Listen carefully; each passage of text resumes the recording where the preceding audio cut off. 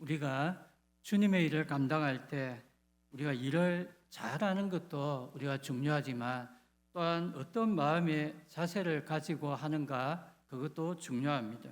겉으로 드러나는 그러한 행동도 주님이 보시지만 우리의 마음 중심 그리고 그 행동의 동기도 주님은 살피십니다. 하나님의 일이라고 해서 우리가 늘 교회 일만 하는 것 그것만 가리키는 것은 아닙니다. 회사에서 우리가 하는 일, 또 우리가 가정에서 남편과 아내 또 자녀들을 돌보는 그러한 일도 또 주님이 나에게 맡겨주신 그러한 소중한 일입니다. 이런 하나님의 일을 함에 있어서 마음 자세가 중요한데 무엇보다 우리의 마음 가운데 하나님의 그 마음을 품고 또 그 열심을 품고서 일하는 것 그것이 바로 주님이 원하시는 바입니다. 주님의 마음을 가지고 우리가 섬겨가야 하는데 어떤 마음이 주님의 마음이겠습니까? 하나님은 사랑이시다라고 했습니다. 주님이 말씀하신 율법의 그 대강령 안에 보면 하나님의 이런 사랑의 그 정신이 흠뻑 담겨져 있음을 우리는 잘 압니다. 내 마음을 다하고 목숨을 다하고 뜻을 다하여 주 너희 하나님을 사랑하고 또 내 이웃을 내 몸과 같이 사랑하라. 하나님과 이웃을 사랑하는 마음으로 주님의 일을 우리가 감당하며 나아갈 때 우리에게 하는 기쁨과 또 감사가 넘쳐나게 될 것이고 또 사역에 좋은 열매들이 맺혀지게 되는 것입니다. 그러나 우리가 똑같은 일을 하지만 누군가를 원망하면서 한다면 단지 의무감 또 책임감으로만 감당한다면 분명히 나에게도 유익이 없을 것이고 함께하는 사람에게도 은혜가 없을 것입니다. 여러분들이 하나님이 주시는 그러한 사랑의 마음을 품고서 주님의 일을 우리가 잘 감당할 수 있기를 주님의 이름으로 축원드립니다. 오늘 말씀을 보면 무려 40년 동안이나 주님의 일을 수고로 했지만 하나님께 책망도 좀 받고 또 마지막 삶을 맞이하는 모세의 모습이 나옵니다. 자신이 그토록 밟아보고 싶어 했던 약속의 땅, 그 가나안을 바로 눈앞에 두고서도 밟아보지 못하고 그저 바라만 보고 있는 그러한 모세의 모습입니다. 이런 모세의 모습에 대해서 많은 사람들이 질문합니다. 왜 모세가 가나안 땅을 바라만 보면서 죽어야만 했을까? 모세는 이스라엘 백성의 대표자이고 또한 그 백성을 하나님의 약속의 땅으로 인도하라라는 사명을 받은 자인데 왜 모세가 가나안 땅에 들어가지 못했을까? 모세가 가나안 땅에 들어가지 못한 것에 대해서 하나님은 정말로 신실하신 분이신가? 이러한 의문을 제기하기도 합니다. 그러나 우리에게 이러한 의문이 생길 때 나의 이러한 편협한 생각으로만 이해하려고 들지 말고 항상 하나님만이 가지고 있는 합당한 이유가 있을 것이다. 또 하나님의 선하신 뜻이 있을 것이다. 이런 생각을 가지고 우리는 말씀을 들어야 하는 것입니다. 말씀에는 모세가 가나안에 들어가지 못한 이유가 그의 죄 때문이다. 이렇게 분명히 말합니다. 하나님의 탓도 아니고 또 애먹이는 이스라엘 백성들 탓도 아니고 바로 모세 자신의 잘못 때문이다 이렇게 말합니다. 그러기에 우리는 하나님이 하시는 일에 대해서 왜 그렇게 하십니까? 라고 조금의 불만도 가질 필요가 없이 그저 우리가 믿고 또 깨닫기만 하면 되는 것입니다. 모세가 가나안에 들어가지 못하고 바라보고서 죽은 이유는 그의 죄 때문이었습니다. 완악한 이스라엘 그 백성들 앞에서 하나님의 그 거룩하신 모습을 드러내지 못했기 때문입니다. 51절 말씀에 이는 너희가 신광야 가데스의 머리바 물가에서 이스라엘 자손 중에 내게 범죄하여 내 거룩함을 이스라엘 자손에게 나타내지 아니한 까닭이라 이렇게 말합니다. 이 말씀의 배경이 민수기 20장에 나타납니다. 이스라엘 백성들이 가데스 광야에서 물이 없어가지고 목말라 했을 때 모세와 아론을 향하여 맹렬하게 이렇게 비난을 합니다. 왜 우리를 이런 메마른 광야에 인도에 내어서 우리를 죽게 만드느냐? 여기에는 애국과 달리 마실 물도 맛있는 과실도 없지 않느냐? 이렇게 불평했습니다. 불평했지만 그래도 하나님은 자기 백성들을 위해서 모세에게 반석에게 명하여서 그 물을 내어주라 이렇게 말씀하셨습니다.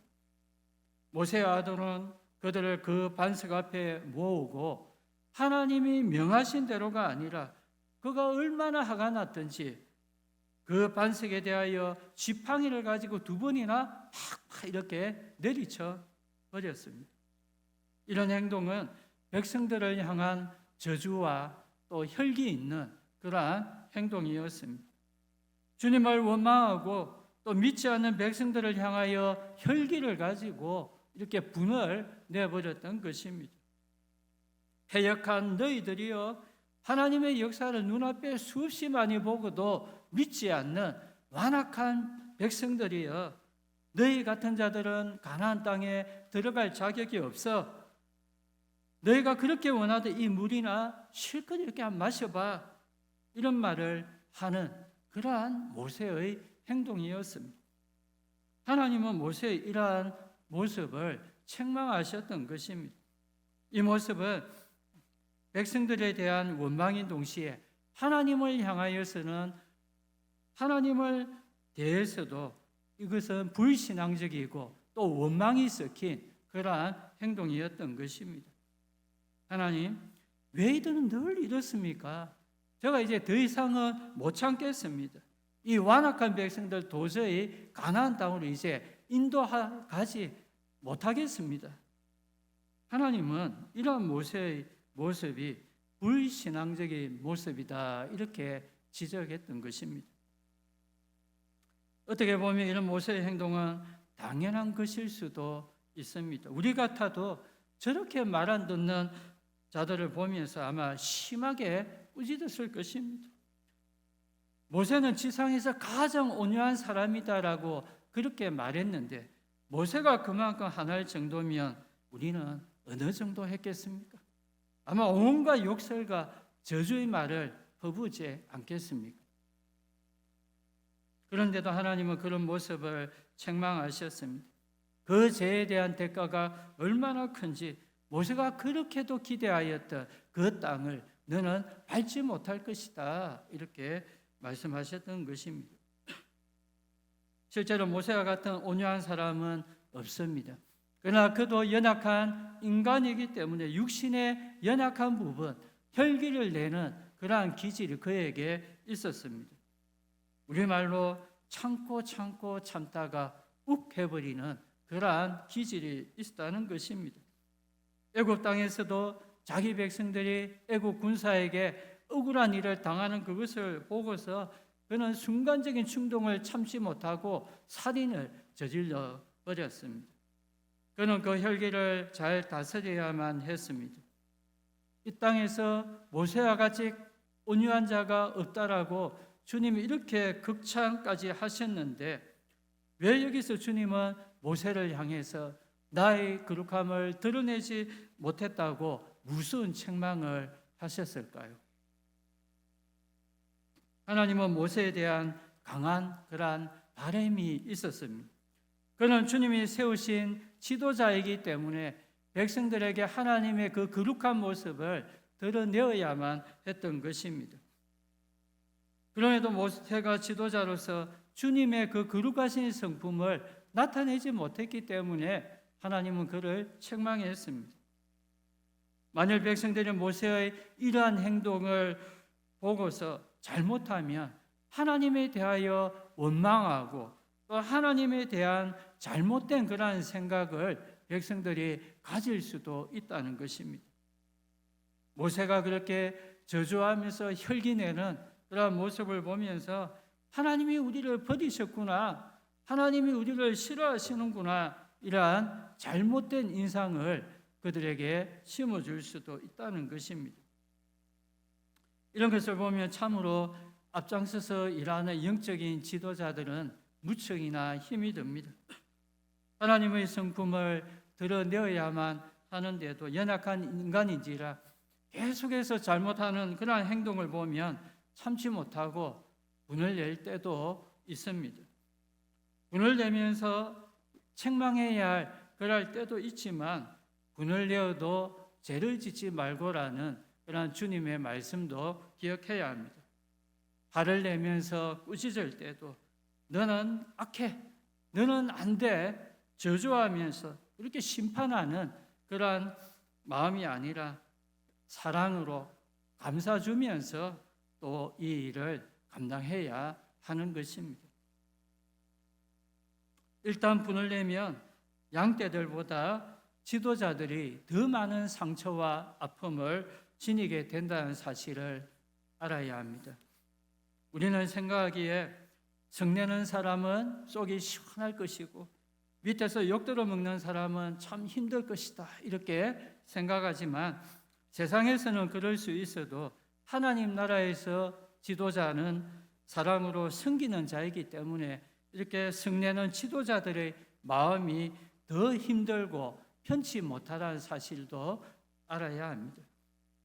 그들을 잘 다스리지 못했다라는 그러한 책임감이 있고 또 목자라서 그들을 사랑으로 용납하지 못한 죄책감이 또 영적 리더들에게는 생기는 것입니다. 이러함을 아시고 우리 앞에 섬기는 이러한 영적 리더들을 위해서 그들의 그리스도의 인내와 또 풍성한 사랑으로 잘 섬겨갈 수 있기를 여러분들 기도해야 할 것입니다. 주님의 거룩함을 어떤 순간에도 나타내야 한다, 이러한 요구는 비단 모세뿐만이 아닙니다. 부르심을 입은 성도 모두에게도 주님은 명령하십니다. 예수님이 말씀하시길 내가 거룩하니 너희도 거룩하라, 이렇게 명령합니다. 너희는 내 제자로서 나의 거룩한 모습, 나의 인자하신 그 성품을 너희는 세상에 드러내어야 할 것이다, 이렇게 말씀합니다. 흔히 성도는 불신자들이 바라보는 성경이다, 이렇게 말하지 않습니까? 세상 사람들은 성도의 그 얼굴 모습, 또 말, 또 행동하는 그 손과 발을 유심히 보고서 하나님을 바라보게 되고 교회를 생각하게 되는 것입니다.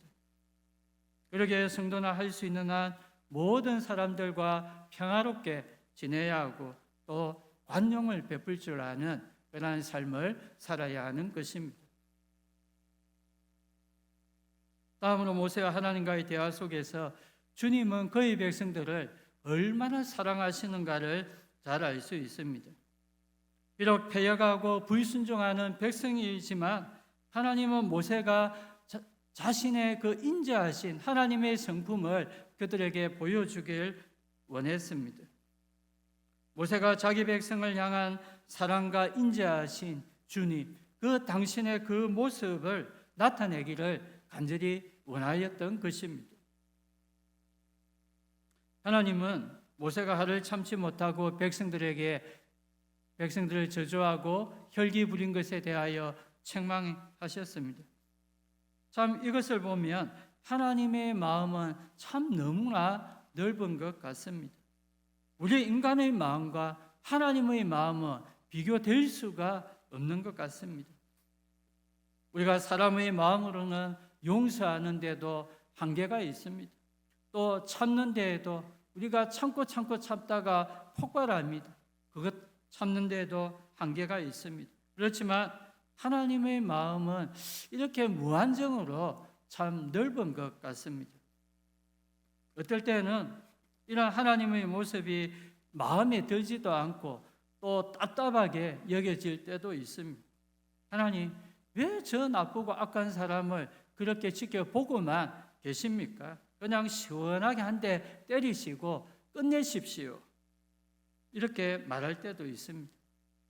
이 말은 저만 그렇게 말하는 것이 아니라 성경에 나오는 주님의 선지자들도 이렇게 말을 할 때가 있었습니다. 예레미야 선지자도 또 하박국 선지자도 악인들의 멸망이 빨리 오지 않았을 때 하나님을 향하여 원망하기도 했습니다. 그러나 하나님의 마음은 그런 제약된 사람들일지라도 멸망하기보다는 그들이 잘못을 회개하고 은혜 받기를 바라시는 것입니다. 사람으로서 사랑과 온유의 대표자인 이 모세와 하나님의 성품을 우리가 한번 비교해 본다면 그 사랑의 넓이와 그 깊이에 있어서 도저히 비교되어질 수가 없는 것입니다. 우리가 이런 주님의 이러한 사랑의 마음을 품고서 우리가 섬길 수 있다면 우리도 영혼을 살릴 수 있고 영혼을 세우는 이 사역을 감당할 수가 있는 것입니다. 초대교회 때 대표적인 사랑의 사도가 있다면 서대반 집사를 들 수 있겠습니다. 복음 전하다가 자기가 돌에 맞아 죽어가면서도 저들을 향해 결코 저주하지 않았습니다. 주여 저들의 죄를 용서하여 주옵소서. 원수를 사랑하였고 대신 용서를 구했다는 것입니다. 그 사랑의 기도가 누군가를 변화시켰습니다. 가장 앞장서서 스데반을 죽여라 이렇게 돌 던지며 외쳤던 그 사울의 돌 같은 그 마음을 녹여버렸던 것입니다. 하나님의 그 사랑의 마음이 스데반을 통하여서 사울에게 새겨지고 결국 그는 회개하고 또 복음의 일꾼으로 세워졌던 것입니다. 저는 말씀에 나오는 모세와 하나님의 대화가 책망의 말씀과 같이 매우 엄하고 무서운 그런 분위기 속에서 이루어지지는 않았다 이렇게 생각합니다. 분명히 하나님은 지금까지 너가 이 일을 40년 동안이나 열심히 감당했다는 것에 대하여 수고한 이 모세를 하나님은 위로해 주셨고 또 모세가 좀 더 끝까지 인내하면서 나의 선한 모습을 나타내었더라면 더 좋았을 텐데라는 하나님의 바람을 전달했을 것이다 이렇게 믿습니다. 그리고 모세는 하나님의 이 책망의 말씀을 들으면서도 대꾸하지 않고 하나님 제가 그만큼 수고했는데 왜 저에게 이렇게 하십니까? 라고 조금의 대꾸를 하지 않고 그저 고개를 이렇게 끄덕이면서 하나님 그렇지요. 제가 조금만 더 참았으면 더 좋았을 텐데 이렇게 긍정하는 모세의 모습이었을 것이다. 엄한 분위기가 아니라 정말로 따뜻하고 훈훈한 그 분위기 속에서 하나님과 모세가 이런 대화를 나누었을 것이다. 이렇게 생각이 듭니다. 더 나아가 모세는 하나님의 그 사랑을 직접 눈으로 보고 또 듣고 느낄 수 있는 가장 축복된 시간을 모세는 가졌을 것입니다. 모세의 마음 한가운데는 하나님 정말로 당신은 사랑의 하나님이십니다. 이러한 깊은 깨달음이 있었던 것입니다.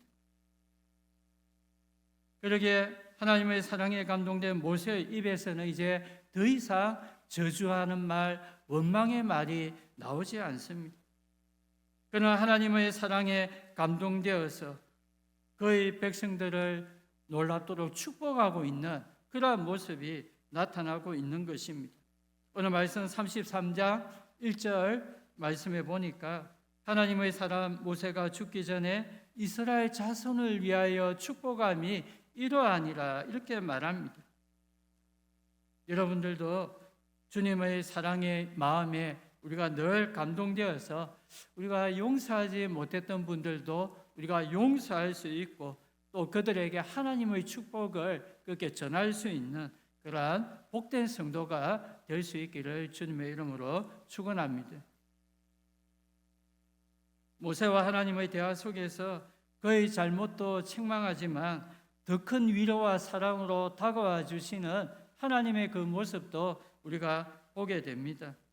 하나님은 모세의 수고가 결코 헛되지 않았다라는 것을 말씀하셨습니다. 그래서 49절 말씀해 보니까 너는 내가 이스라엘 자손에게 기업으로 주는 그 가나안 땅을 바라보라 이렇게 말씀하셨습니다.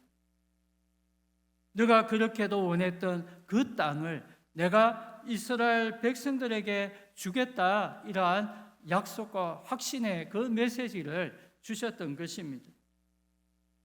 이 말씀을 듣고서 모세는 그래도 나의 수고가 헛되지 않았구나 이런 위안을 받았고 또 마음으로는 너무너무 기뻐하면서 하나님의 은혜에 감사했던 것입니다.